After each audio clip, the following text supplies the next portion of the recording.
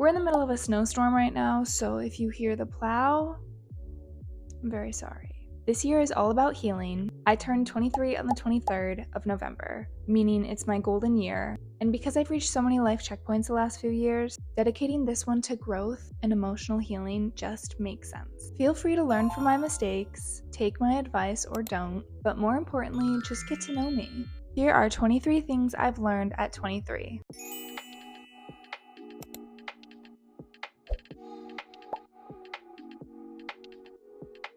My slideshow is in front of me. I have my cinnamon iced latte, some Ferrero Rochers, my Rhode lip tint, my cozy season candle. These are the vibes. These are the vibes. Okay, let's begin. First and foremost, what you're not changing, you're choosing. This went viral on social media a little while ago, but it's one of those quotes that just hit me in the face. It emphasizes that ignoring a problem is a decision in itself. Personally, hearing this made me reevaluate every behavior I practice daily, whether it's good or bad. It made me ask myself, is everything I do a choice that I'm proud of? Peace is more Peace is more addictive than chaos. If you told me this when I was 19, I would just think you're stupid. But yeah, I absolutely had my era of chasing the thrill, whether that was through people, substances, or risky situations. The chaos was addicting. Now that I've chosen peace every day for about 2 years now, the last thing I want is instability. Don't get me wrong, I definitely go through my phases of wanting something a little more exhilarating, but I would still want that thrill within my realm of peace. This one stresses me out a little bit, but your body knows before your mind might. Our minds and mental habits often try to protect us, while our bodies are wired to respond to stress, danger, or intuition. Okay. There was one point in my life where I lost 15 pounds in 2 months because of social connections I couldn't cut. I genuinely thought I might have had food intolerances or just debilitating general anxiety, which is valid. And, I definitely have some of that. But my body was really just trying to warn me that the relationship I had was not meant for me at all. The same theory goes for positive situations too, like when I get butterflies over an opportunity or experience that I haven't fully understood yet. Your body just knows. This one, okay. Make it exist first, make it better later. I'm so bad at this. I'm so bad at this because I'm a perfectionist. As a perfectionist, I procrastinate a lot. I was the kind to not write in my favorite notebooks because I didn't want to ruin them. I've had so many ideas of things that I want to create that I've just been sitting on because I'm too scared to fail with them. But I do think that I've found that the biggest failure is inaction, and every creation needs a second draft anyway, at least. Healthy love feels calm, not consuming. Accepting this has been like trying to rewire my brain. For real. Your body and mind should feel at peace with your partner. I feel like this is common sense, but you should feel at peace when you're away from your partner as well. You shouldn't constantly be considering the what ifs. You should be able to maintain your own identity and social ties without feeling guilty. Your partner should make you feel supported in becoming, not frozen in intensity. Write that one down. Going off of that, love should feel like a partnership, not a performance. I never felt that in my prior relationships ever. I always wanted to be chosen. You don't need to prove your worth to be loved or taken care of. You don't need to earn affection. Your true self will be loved by the right people. If you can't be your true self fully around this person, or if you feel like you always need to be your best and most attractive self, the love will burn out because of the mask that's always needed. This is a very common saying, but really, it just always resonates. Always, always, always. I think I've believed this very strongly for 4 years now. Rejection is protection, 100%. This is a pretty popular saying because we experience rejection in every single category of life: love and friendships, job opportunities, living situations. Rejection hurts, but staying in a place that's not meant for you can take the biggest toll on your mind and body, and you probably already know that. I definitely believe the universe is guiding me through her creation, but even if you're not spiritual, you can probably come to see how rejection is feedback rather than failure. Oh, babe. Hold on. I need some coffee. Trust in divine timing. There might be a goal that I have that's not coming to fruition right now, but I know that if it's meant to be, it will be. Yes, Joe Jonas agreed to let me tattoo him in 2023. Has it happened yet? No. Do I know why?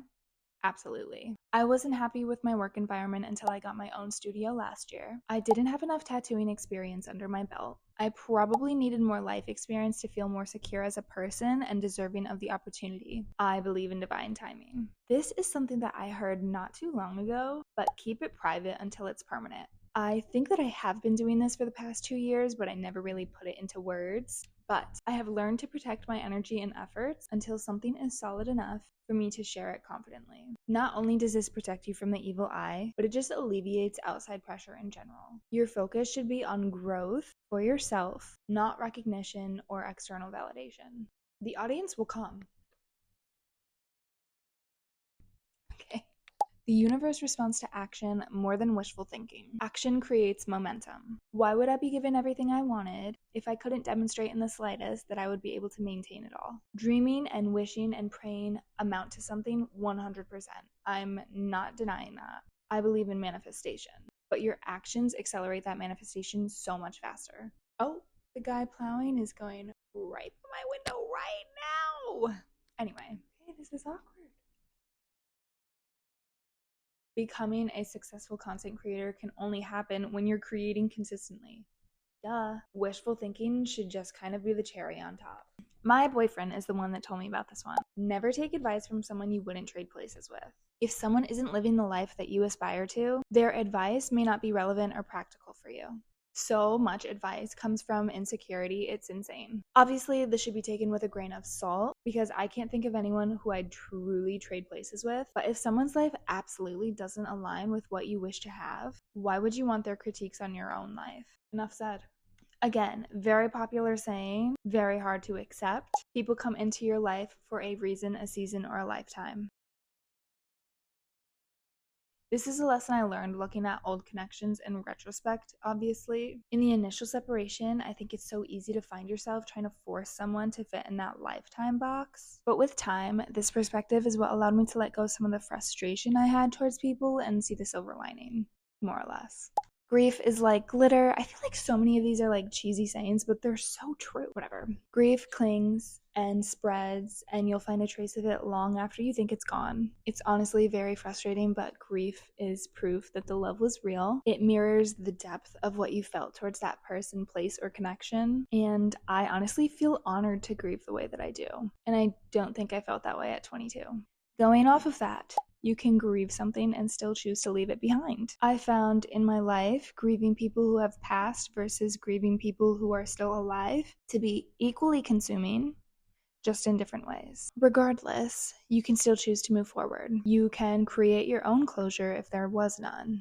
I just really feel like gratitude is the key here. Always. Outgrowing your environment is a sign of evolution, not failure. I have lost so many friendships the past few years, and I definitely have mixed feelings about it all. But I feel like that's normal. I've also outgrown multiple work environments and living situations, and I think what helped me was focusing on how I was upgrading rather than abandoning. Don't get me wrong, when I quit a job once, it took like 5 weeks of therapy to like help me feel okay. It wasn't a great time. No, it's fine. You do what you need to. Leaving anyone or anything has always left me feeling a little bit guilty, but I know that it's not as guilty as I would feel staying, knowing it doesn't align. Being alone is better than betraying yourself. Because I've shifted away from so many old connections, I absolutely find myself missing a social aspect of my life. Without my clients, I would feel so lost. But I would hands down choose alone time over drinking with people I barely know or trying to be likable in a group that I don't really respect. I will attract more friendships when I'm meant to. Absolutely didn't believe this at 18, 19, 20. No. Growth should feel uncomfortable before it feels rewarding. In college, I studied the growth and fixed mindset a lot. But it's very helpful. A growth mindset doesn't even exist without the challenging of your old habits and thinking. Anything that's too easy will not maximize your potential. I just saw a TikTok that says how hard and easy do not exist and that only familiarity and unfamiliarity do. I think that's somewhat true. Growing and learning new things involves familiarizing yourself with the unfamiliar. I guess just get out of your comfort zone. This one I literally say all the time, but there is too much to experience in this life that you should never ever feel bored. Maybe I believe this so strongly because I have a very independent lifestyle. I have a lot of freedom, and both of my jobs are 24/7 jobs where I can always be doing something. But boredom only existed in my life when I was young and didn't like what was playing on the TV. Maybe a little bit during COVID as well. Obviously. Whether I'm wanting to learn or decompress or strengthen my body or make money, I genuinely feel that there's not enough hours in the day to experience everything that I want to. That is a gift, but it's also a mindset. Practice an abundance mindset over a scarcity mindset. I've definitely talked about this before. It's something I absolutely still struggle with, especially now that I pay rent and I pay all my bills plus my own business. It is challenging, but it's good to remember that scarcity chooses out of fear and abundance chooses out of alignment. I had to truly believe that my success is not limited and understand that I will attract what I think I deserve. Through gratitude, reframing, hard work, and some privilege, I can't ignore that, an abundance mindset has changed my whole life. I literally have a dream tattoo studio that I drive to in my dream car, and I come home to my dream apartment because I didn't shrink myself down with the constraints of what was probable. I focused on what was possible. It sounds stupid, but it's true. This one, easy. There is so much power in silence. Whether it's my own silence or the silence from people I didn't expect, silence is always saying something. Silence is protection, and it gives you time to process what's already been said and done. Forgive yourself. Forgive yourself for accepting less than what you deserved. One of my biggest challenges to this day is having self-compassion and giving myself grace, my current self and my younger self. I have learned and raised my standards. I have understood why I got myself into certain situations. I have accepted that I don't need to explain myself to anyone. I do, however, still find myself trying to completely detach from who I used to be, but I also recognize that I wouldn't be here without it all. I'm definitely still healing. I feel like we always are. This one is more of a life hack, but timers and deadlines foster productivity. I could not allocate all of my energy to all the tasks that I need to without the Pomodoro method and just using timers in general. What I gravitate towards doing most is alternate between 10 minutes of editing and 10 minutes of designing. Obviously, you can do whatever you want. Typical Pomodoro is 25 minutes of doing a task and 5 minutes of rest. And you'll find yourself after 25 minutes not even wanting to take a break, but if you could just muster up that energy to do a little bit, it's really helpful. All right, I think we're on number 23 now, which is crazy. This is something that I am in the process of learning. I don't feel it 100%. I just kind of know that it's what's right, but your worth isn't determined by how perfectly you can manage the pieces. Trying to balance everything flawlessly doesn't increase your value. In my mind, I often think the more I can achieve, the more I can be proud of. But then what? Perfection is an illusion, and imperfections are what make a person seem authentic, resilient, and relatable. And that's what I'm trying to focus on. It's very difficult. I didn't even light my candle. Anyway, ugh. Okay, I feel like we just did therapy together. That was really intense. I'm definitely ready to watch a movie and unwind after that, and you should too. All right. Well, thank you for watching and see you next time.